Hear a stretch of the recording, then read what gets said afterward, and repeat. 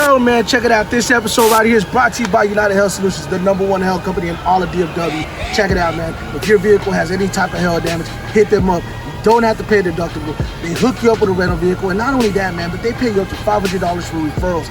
Who does that? United Health Solutions does that. Hit them up at UnitedHealthSolutions.com or hit them up at 877-890-2580. You already know nothing beats experience. United Health Solutions. Let's go. Come on, man.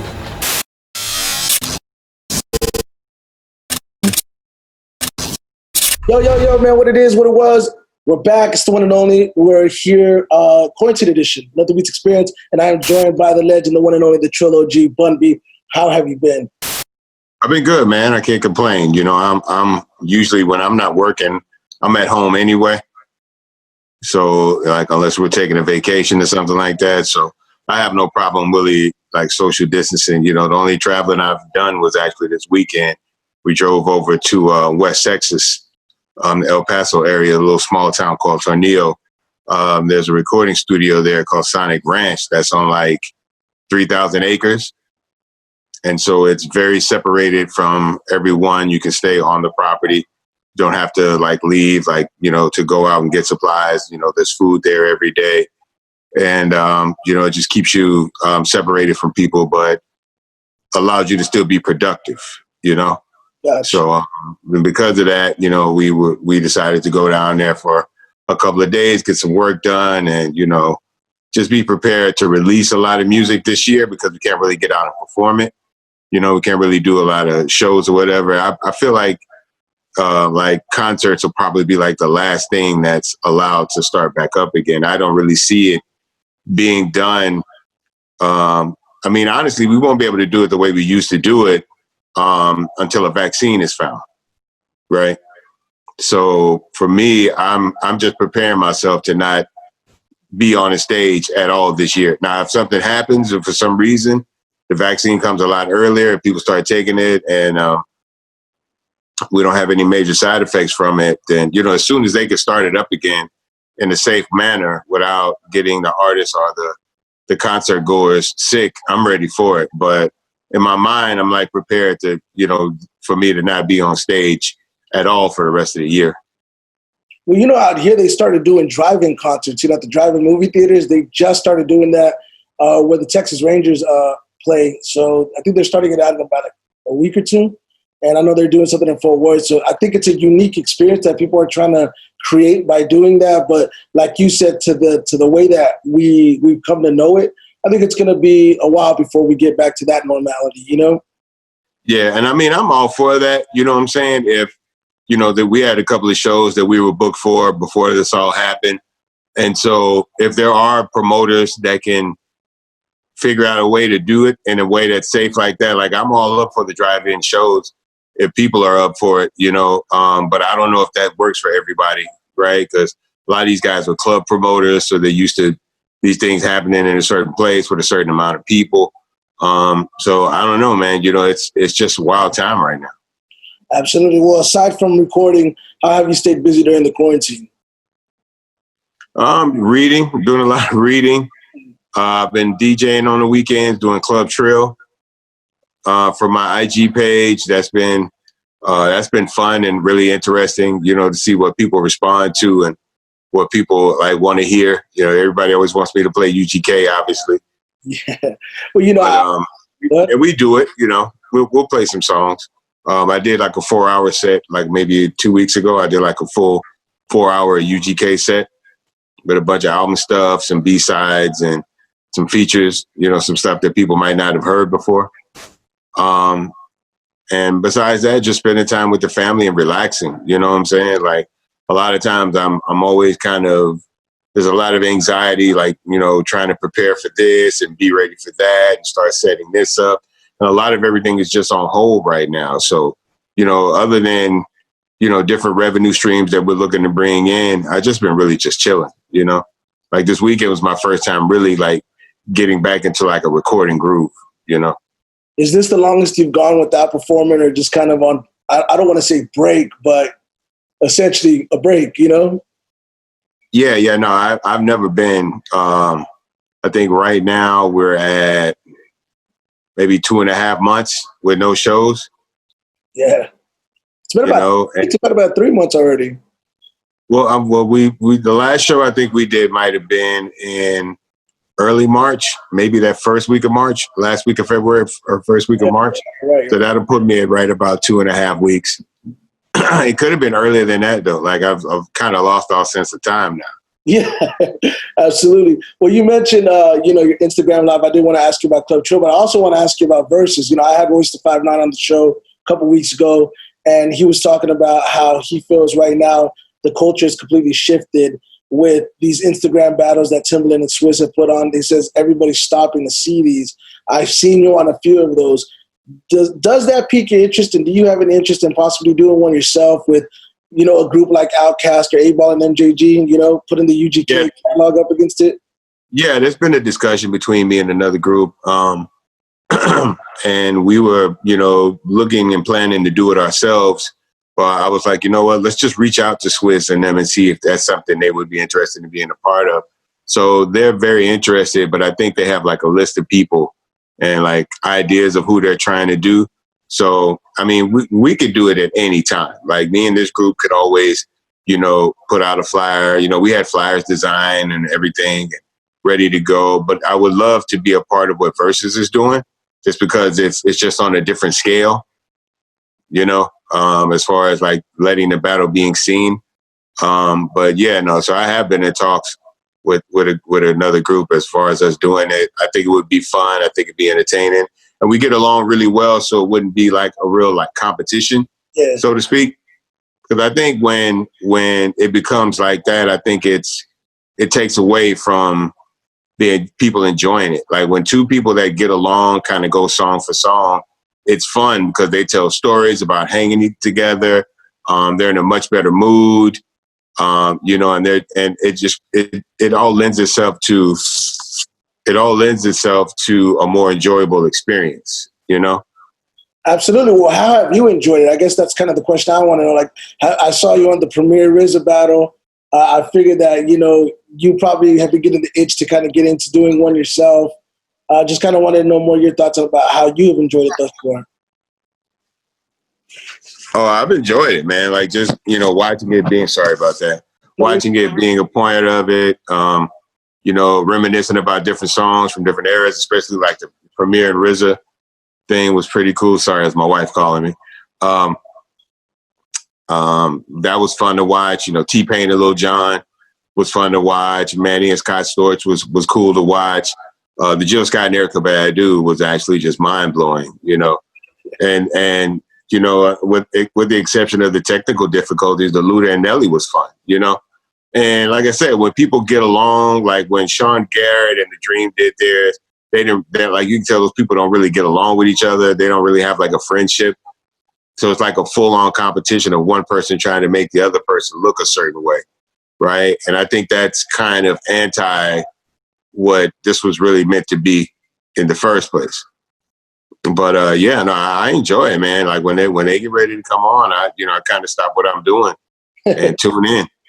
I think the best part of it is seeing the conversion of the fans that are watching, the new fans that are being exposed, and the amount of followers and the amount of streams that are being converted to the streaming platforms. I mean, these things are going off the charts, 300% uptick from previous.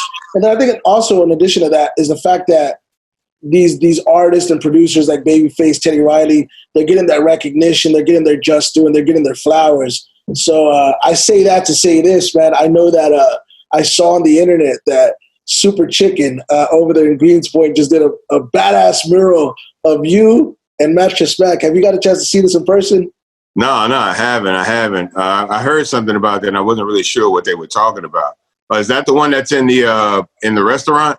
Yeah, it's in the restaurant. I don't know. I saw it online earlier. It's at the Ninfa's restaurant. So it's a bunch of people on there. Like Beyonce's on there. I think Jose Altuve, JJ Watt, bunch of different people from Houston. And yeah, they feature me on the mural. That's big love. Yeah, they had you, and then they had Mattress Mac. And, to those that don't know, the casual viewers, Mattress Mac deserves some flowers, man. You know what I'm saying? Definitely. Mattress Mac is, for people who don't know, he's a local furniture dealer, but he's much more than that. Like he offers free meals at the dealership, and he's always like first guy on the ground whenever people are going through a rough time or something like that. And he's about as Houston as you can get. You know what I'm saying? He's a big sports fan. He's the guy that put up $1 million, I think, or was it $2? It might have been $2 million to bet on the Astros against the Washington Nationals for the World Series last year. But he's always been hands-on in the city. He and Trey work together sometimes for different things, you know what I'm saying? So whenever people in Houston are in need, Mattress Mac always steps up. When you speak of sports, man, and we've been talking quarantine, man, The Last Dance, Michael Jordan, did you watch it? I saw your Instagram, saw the shoes. I know you're Team Jordan. What'd you think, man? I think it was amazing, because most people don't really know Michael Jordan as a person, myself included. I've only met him a handful of times. But now you get to peek inside the mind of a man on his, trying to be the best he can, and we've only ever saw like Michael Jordan do all of these incredible things on the court. We never knew like if he was nervous or worried or angry or, these different things that he was feeling and going throughout the course of his career, all the personal stuff that he had to deal with. So I think this is eye-opening for a lot of people. And then for younger people, man, younger people weren't really, they weren't involved with it in the same way that we were. So they have a different frame of reference for Michael Jordan being the greatest, just because everybody that they would consider the greatest would call him the greatest. So I think it's good for them to kind of see him in action, see the world as we saw it back when it was happening. And so they have a better understanding of Michael Jordan and his legacy. I have to ask, Jordan, LeBron, that's the endless debate. I'm sure you tune into ESPN or any sports talk show. It's always going on. They talk about it. Personally, I'm a Jordan guy. I grew up in the 90s. I feel the documentary really captured the essence of the 90s and just how the enormity of not only Michael Jordan, but the 90s as a whole and how great that era was. But I have to ask, Jordan and LeBron, and why? Well, whenever we think about the greatest in these other sports, right? We look at the Yankees as the greatest sports organization in baseball, and that's because, they have so many championships, right? They've been to the big game so many times. When you look at, like in NFL with Tom Brady, there's no argument about whether or not somebody is as good or better than Brady because the 6 rings speak for themselves. And I think the rings speak for themselves for Jordan, right? I think the only person that you should even be comparing Michael Jordan to is Bill Russell, right? In terms of dominance, championships, and all of that. So will LeBron potentially be as good as Michael Jordan? I mean, yeah, there's an argument for that. But as far as just achievements and, and the fact that Mike got all his chips with one team, and I love LeBron. I've known him for many years, and he has a career that he should definitely be proud of. But I don't think there's a comparison between him and Jordan right now, because you can argue statistics and points and all that kind of stuff if you want to, but any player in sports will tell you that all of that really means nothing without the championship. True. Well, so I think he is one of the greatest people to ever play the game. I think he's probably the single greatest player playing right now, but I think there's a little bit more that needs to be done before we start really having that conversation. I mean, Kobe's a lot closer to Jordan than LeBron is in terms of legacy. I agree with you. Now, I have to ask one last thing about Jordan before we move on. He retired after the first three-peat. Had he not retired, I'm going to ask, would he have won those additional 2 titles?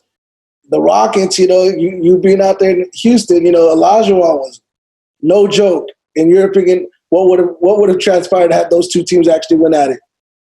I mean, there's a lot to guess about with that, you know what I'm saying? Because obviously the Rockets were the best team at the time. And I think they would have given them a mean fight. But then there's a killer instinct that exists within Michael Jordan. And I can't say who would have won, but if the Rockets would have won, it wouldn't have been easy. I think both of those go 7 games. And I think it goes down to the wire. Absolutely. Now, I had seen that you had, and I don't know if you still have, I'm not really sure where you stood now that the pandemic's kind of gone on. You had a podcast, didn't you, that you had just started up? Yeah, we were trying to start it up, but we couldn't really like do it the way we wanted to do it. I want to give it, its proper, attention. and I just wasn't in a position to do it. I couldn't get the equipment I wanted, right? So it was more like kind of using whatever resources I had available to me, because I kept trying to order the equipment, but everything was backstock, right? Back order, because everybody's trying to do the same thing with the same equipment. So I just put it on hold because it's really all about consistency. And so it doesn't make sense to like start and then stop and then start and then stop. So we're finally getting the equipment in now. We're getting ready to set up everything in the office and put together like not only like a situation where we can record the podcast with continuity, but also just record in general. So I don't have to go out to a recording facility to do music right now, you know? So we're definitely looking to get back into that and just be a lot more interactive with the fan base, you know, even with the Trill Mills and stuff like that. And so now we're in a position to really take more of an advantage of what it is that we're trying to do. That's awesome. Well, man, I want to go into more of a serious tone of the conversation now where, you know, I saw your post about Boosie and Webbie and about, you know, really kind of mediating that situation. Do you feel it's your responsibility as an OG in this industry to, you know, to kind of step in and to mediate and just kind of try to, you know, not public, like these guys are publicizing their issues, right? And obviously only they know what's going on, but I thought that was really, really big of you. And obviously, man, you're well respected. You're a legend. I've told you this 100 times, you know, so just kind of wanted to get your perspective on, you know, your stance on wanting to mediate that. Well, I mean, I think it helps, you know, that I have a relationship with both of them. I've known them both for many years now. You know, we're all part of the same collective as far as a family, musically. And so because of that, I felt like, you know, I wasn't out of place to kind of make my opinion known. It's not something I would do in everybody's beef. You know what I'm saying? Like if I wouldn't know them personally, I wouldn't just get in people's business because you don't really know how that got to where it got to. You know what I'm saying? There's a lot of different situations in hip hop in Texas right now, but they're starting to work themselves out in a real way. But yeah, no, when it came to Boosie and Webbie, I felt like I knew them both well enough to kind of understand where the differences came in at, and to try to just, you know, like, look, people are not going to get along in this world. No, you know, everybody gets into it with people for different reasons. But my whole thing was, even if they did have differences, nobody should have gone to social media, right? I don't think Webbie should have done it. I don't think Boosie should have felt the need to respond that way. You know, it's very easy for them to get on the phone and kind of talk those things out. But again, I just didn't like the public aspect of it. You know, if y'all decide to disagree and not really fool with each other, and that's cool, but that's really nobody's business. Right. You know what I'm saying? And once it goes out into the world with social media, now you got all these other people's opinions about it, you know, and people feel the need to choose sides in the issue. And so then, you know, with this whole trolling aspect, once, let's say, people choose Webbie's side, now you got all these people trying to comment in Boosie's posts and trolling him and, you know, talking shit and all of that. And it just becomes a ugly, stupid situation, you know? So I hope that they can have a conversation about it, agree to disagree, and just be like, you know, they don't even have to say we squashed it. They can just be like, you know, we decided like we're not going to talk about this in public. You know, whatever's going on with us, we're going to deal with that in our own way at a certain time. But we're not going to be public about it. You know what I'm saying? It's hard to take something back once you throw it out to the world. Absolutely. And, you know, and I know you mentioned that, you know, you being in a group, you've had your disagreements behind closed doors with, you know, with Pimp. And it's just something I think in general that not everything's meant for the world to see, like you mentioned. And I just thought it was really big of you to do that. So I say that to say this, you know, when it comes to fame as a whole, like just being able to like handle it, right? Just, you know, you being someone that's revered in the state of, not even just in the state of Texas, throughout the country, you're revered worldwide. You know, you've been around for as long as you've been around for. It's just kind of, my question to you is just knowing from a psychological standpoint how to handle these things, because you've been through a lot, especially in the last year. You know, I've seen a number of things on you know, from the incident on Instagram with the Whataburger situation that happened, like obviously just generally speaking, it's just like, how do you advise not only an artist of that stature, but an artist in general to handle the fame? Because I think that's just a real thing. Like I've seen you interact with fans, and I've always seen you handle yourself with grace, and you do it in a certain way because you kind of know where the limitations are at, you know? Yeah. No, I think the issue is what kind of person you are before you become famous, right? Because fame doesn't make you a good person, it doesn't make you a bad person. It just allows you to be the person you've always wanted to be, right? So if you got into this to get money and stun on people and flex on people, that's what you're going to do, right? But if you got into this to, be in a better position to provide for your family and, let your voice be heard, that's there too. You know what I'm saying? So it just depends on who you were before you got here. If you were a messy person before you got money, money's not going to stop you from being messy. You know what I'm saying? It's going to actually probably make you more messy, right? But no, it's a hell of a world to have to navigate to go from just being a regular person to, being somebody that everybody recognizes everywhere you go. Everybody doesn't handle it the same. For some people, it can be a lot of pressure, and some people I don't think a lot of people really know what they're signing up for when they decide to do these kind of things. Because once it happens quick, and it happens in a big way, right? And you end up with a lot more responsibility, right? And a lot more people that you're responsible for. And I don't think a lot of people really think about everything that's going to be wanted from them or necessary from them once they cross that line and become a person of notoriety. I ask people all the time, do you want to be famous or do you want to be infamous? Right? Because being famous is being known for everything that you would want people to know you for, right? Your talent, your personality, your character, the way you represent yourself and how you move.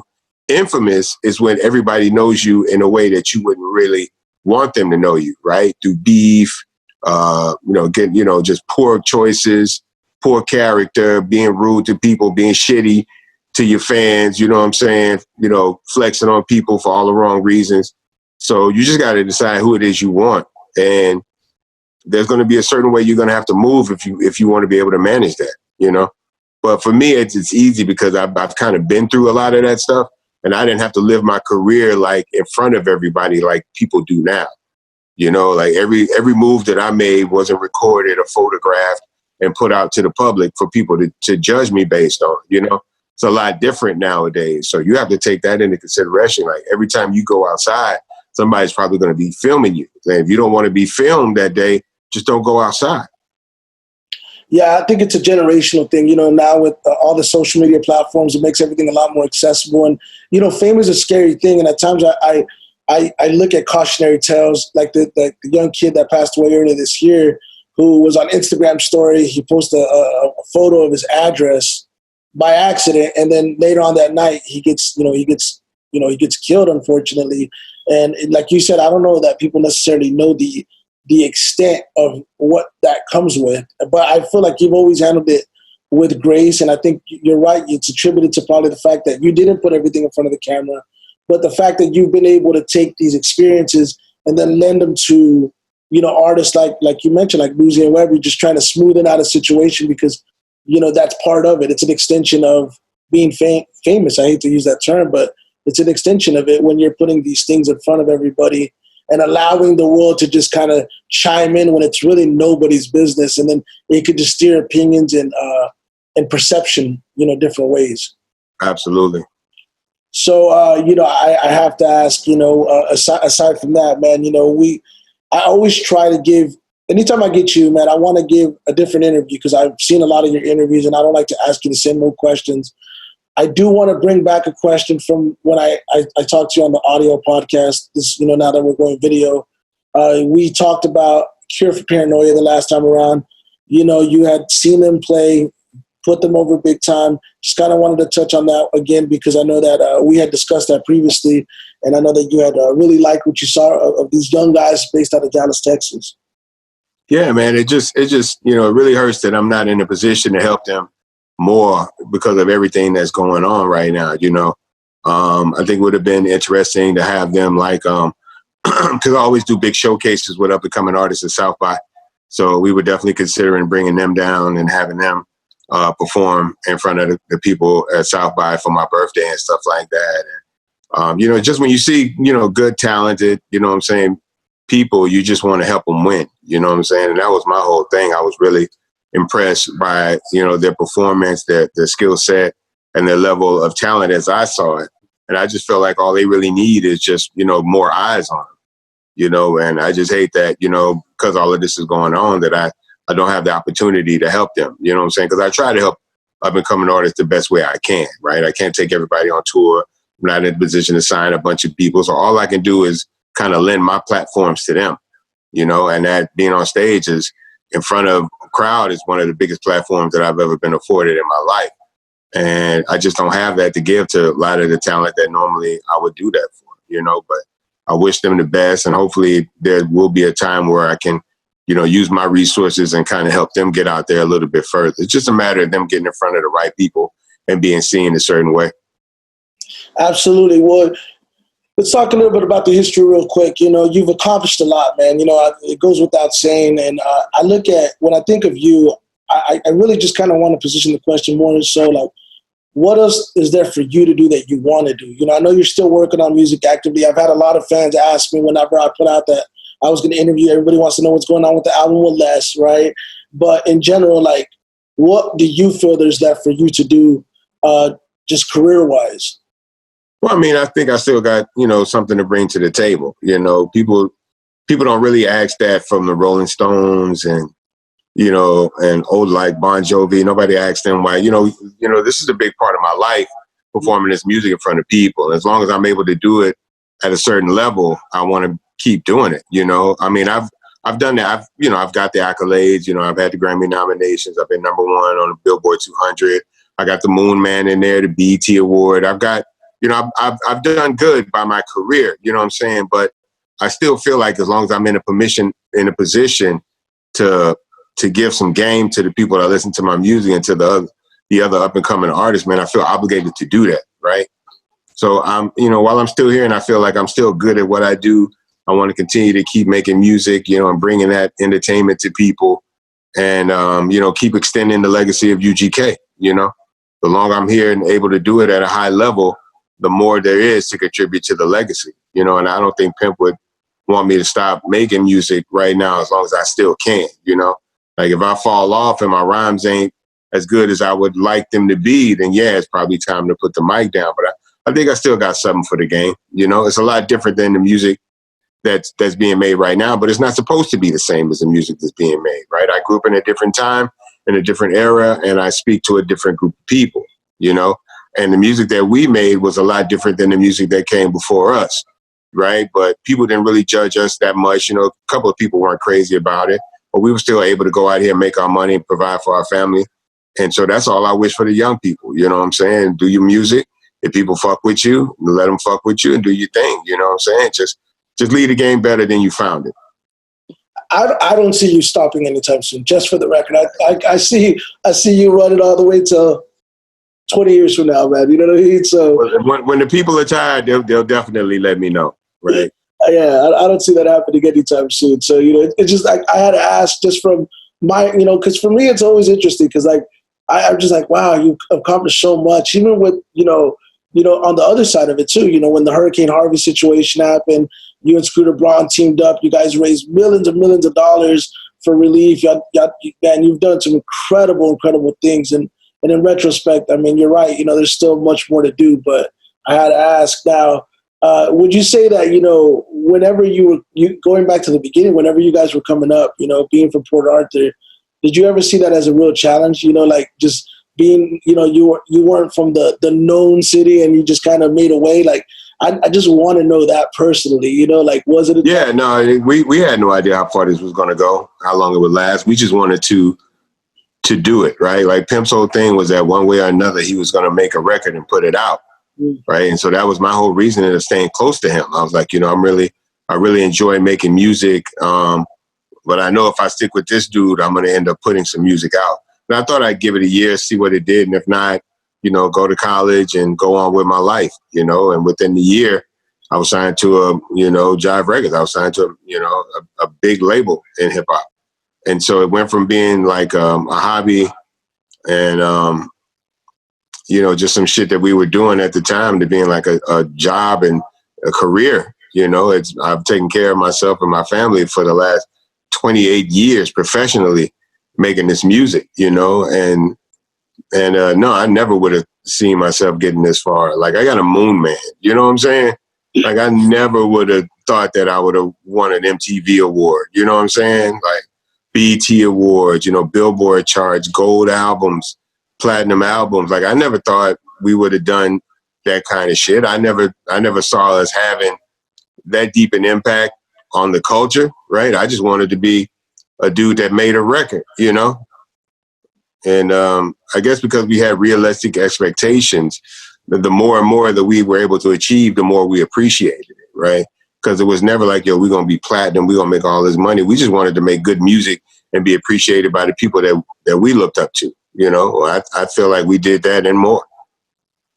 When you talk about music, man, I know that you have a project with Les coming out. Do you have a date on that or a tentative time frame when that's going to come out? No, what it is that this weekend we're going to be putting out the first single from the album that Manny Fresh and I are doing. So me and Manny Fresh have an album that we're putting out. We're going to drop the single now and then kind of feel it out, see what the response is. And from there, dictate whether, when and where we're going to put the full album out, right? And so somewhere, between that and then I also have a new album with Zaytoven. Me and Zaytoven went in and did an album a while ago before all of this happened. And so we were just waiting on getting the last verses done and with a couple of features sent in, and then we'll look to put that out. And then at some point, we'll put that Les album out too. But I feel like the Les album, the album I did with Les is real like of the moment, right? Because the Manny album was started before all of this. The Zaytoven album was started before all of this. But this Les album was kind of done during this period, So it kind of represents everything that people are dealing with right now. So I just got to figure out a way to kind of get it out without getting it in the way of everything else that I'm doing, But I'm really proud of what Les and I put together. 10 songs, 2 videos in 4 days. It's ready to go. Any other guys that you want to work with on that level in terms of a project? Well, I started one with Cool and Dre. I need to go back and finish that. I never got a chance to go back to Miami for an extended period of time and finish that. That one was crazy because Cool and Dre's production is like very big, right? They think very big. They think stadiums and arenas when they make beats, So I really can't wait to kind of go back in and finish that. But that was kind of happening around the same time that Dre was doing his album with Fat Joe, And so, but I mean, the doors are always open to me there. It's just not conducive for me to go there to Miami now, The album what I did with Les and the place that we were at there, like, we didn't have to go anywhere. Like, everything that we needed was right there on the property. So we never had to go out. We didn't have to stay at a hotel. We stayed on the property. And so it was just a different set of circumstances. But yeah, that's the one I really, really want to get back to is that Cool and Dre project. Like it's some good music on that shit. Looking forward to it, man. Looking forward to the record with you and Manny Fresh. This is going to be a question I'm sure that, I don't know if anybody's just flat out asked you this, man, because, it goes without saying, you and Pimp C left an undeniable legacy. He played a huge part in your life, huge part in your career. It's obvious you miss him. But if there's one thing that you could say you miss about him the most, what would that be? Probably his laugh. His laugh. His laugh. Yeah, he had a real good sense of humor, man. He was always, cracking jokes and making people laugh. And just the way he would think about things and his approach to things were always very different, But yeah, I miss his laugh. He had a laugh that could fill up the room. You know what I'm saying? And it's hard to be around Pimp when he's in a good mood and not be in a good mood yourself, So that's probably the one thing I miss outside of the music and all this other shit. Just hearing him laugh, because his laugh was genuine.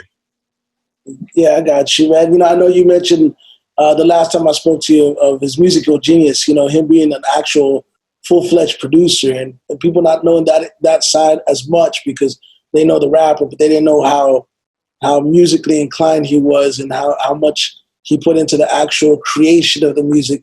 So I figured musically you miss creating with him, but, just on a personal level, I wanted to know that, man. So, it's just great. Yeah, I mean, don't get me wrong. Making music is different now that I'm not making music with him anymore. It's definitely different. It always has been different. When he was locked up, it was different. But I wouldn't want him back just for like commercial notoriety or music or anything like that. I would love to just sit with him and talk, eat some good food and laugh, smoke a joint, That's awesome, man. I just had to ask. Well, before we wrap up, we're going to talk about Club Trill again.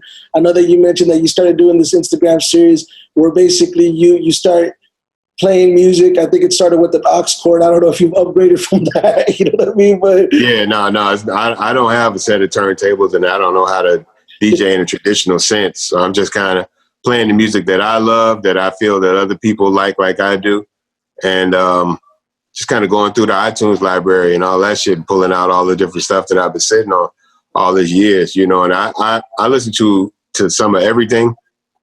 And so even when it comes to Houston hip hop music, everybody is kind of, centered around Rap a Lot and Screwed Up Click and Swisher House. But there's a lot of other music that was made here in Houston that's representative of the city, right? So you didn't have to be signed to Rap a Lot necessarily, or be down with Screwed Up Click, or be down with Swisher House to have made music that people in the city feel, And so doing Club Trill allows me to play some Propane and play some Killer Calion and play some Doe Beezy and people like that, you know what I'm saying? A lot of the independent artists who are just out here trying to make a name for themselves, people like Les, and so, yeah, I get a kick out of that. But then also old school music, there's a big Louisiana contingency here in Houston that have been here since Katrina. And my fan base has always been big in Louisiana. So when we play those old school bounce records and old school records from artists from like X-Mob from Lake Charles, you know what I'm saying? Or Bust Down, or MC Thick, or Tim Smooth, or some of these records, it's fun, you know what I'm saying? Because it kind of takes people back to that time in their life. I'll play some Tim Smooth or something and people are like, oh man, I was 10 when this came out. You know what I'm saying? And, people are like, damn, how did you know that record? And I play the hood versions because there's a lot of artists from New Orleans who had the hood version of their record. And then they got signed and then ended up releasing a different version for the mainstream. So with a person like Chopper style, right? There's the original OG Chopper style version. And then there's the newer, I got a distribution deal and some more money Chopper style version of music. So I try to play the old original New Orleans hood versions of music. And we just having fun, man. That's all we do in the Club Trill is having fun. I'm really DJing for Queenie more than anything. There you go. Hey, happy wife, happy life. You know how that goes, right? But hey, Club Trill though, before I get off Club Trill, have you thought about transitioning it into a Spotify playlist of some sorts? Making a Club Trill playlist. I think that'd be dope. I mean, I've considered it, but it's not I'd have to go back and literally watch it because it's not like I have a set list of songs that I'm going to play, right? Because I'm not DJing like a normal person. So I'm not loading up songs in the Serato or anything like that, right? I'm just kind of playing from the heart.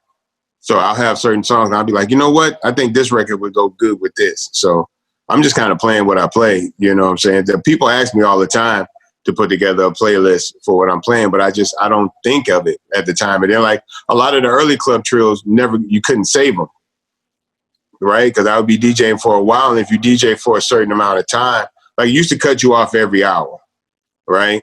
Now it lets you go over. When I'm DJing, it lets me go over. But if I go maybe 2 hours, 2.5 hours, I'm good.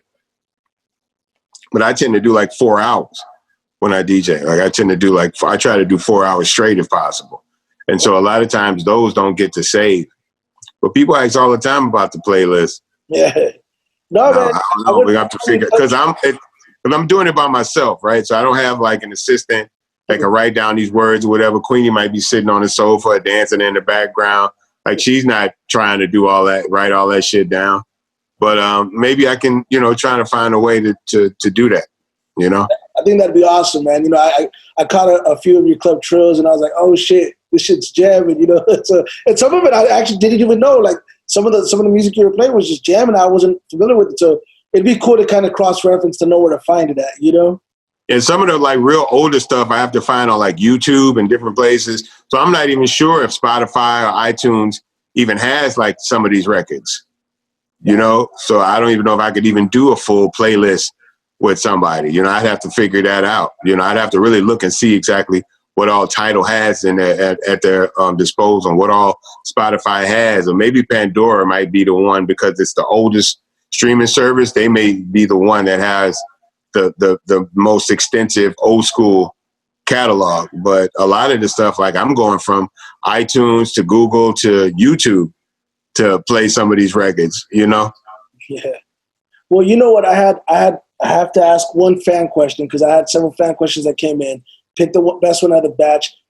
I believe Kenneth Royal wanted me to ask you the following. He wanted me to ask you the song Murder, the verse on Murder, was that directed towards anybody? That's the fan question of the day. No, I wasn't dissing anybody in particular. I was just kind of putting out a level of aggression and lyrical ability just to let people know that they can't fuck with me. You know what I'm saying? So everybody always asks, was Marcus a real person when I say it? Marcus on the record, but Marcus was just what we call mark-ass niggas back in the day. I was just our way of like dissing people on the cool. I'm good. Just look at Marcus over there. You know what I'm saying? Yeah. That just meant you was a mark-ass nigga in general, that there was no specific Marcus I was dissing. Now, Murder was just letting niggas know that nobody can fuck with me. That was the whole point of it. You know what I'm saying? So I guess I was dissing everybody if that's the case. Hey, that was your Mike Tyson training clip. You know what I'm saying? Absolutely. That's me shadowboxing. Yo, Tyson looked crazy in those videos, man. Really did. All right, last question. You've been gracious for giving me your time. Just had to ask. You know, we talk about, you know, happy wife, happy life, career balance, personal balance. How much of, well, not just how much of a role, how important has it been to have your wife part of your career? Because I've seen her travel with you. I know that she's very, very important to you. And in that sense, you know, just the balance of your professional and personal. You know, if you could sum up how important that's been to you, not only on a personal level, but on a career level, how would you say that? Oh yeah, no, this wouldn't have survived this long without Queenie. Point blank period. You know what I'm saying? Like this career, everything that we're doing, the level that we're doing it at, without her as the backbone and keeping me like engaged, I don't know how long, I don't think it would have lasted long at all. You know, I went through some very dark times dealing with Pimp going to prison and dealing with Pimp passing away. And, you know, there were times where I just kind of like gave up on a lot of shit. Like, I don't want to do it if I can't do it with him, kind of a thing. But my wife always kept me encouraged, kept my spirits up and shit. Like that was her calling me again. She's called me twice since I've been doing this interview. But yeah, no, she was vitally important, man, for every aspect, because the personal life, my personal life has a lot to do with my professional life, right? And so keeping me centered, keeping me balanced, keeping me focused, man, she does all of that and more, you know? Backbone, absolutely, you know?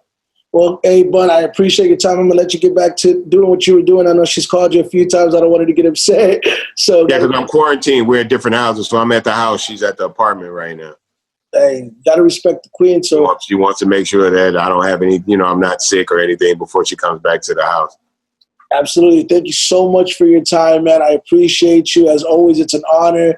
Make sure to follow him at Bun B. Again, thank you so much for your time, and we'll be staying locked in with everything you're doing, man. Thank you so much, man.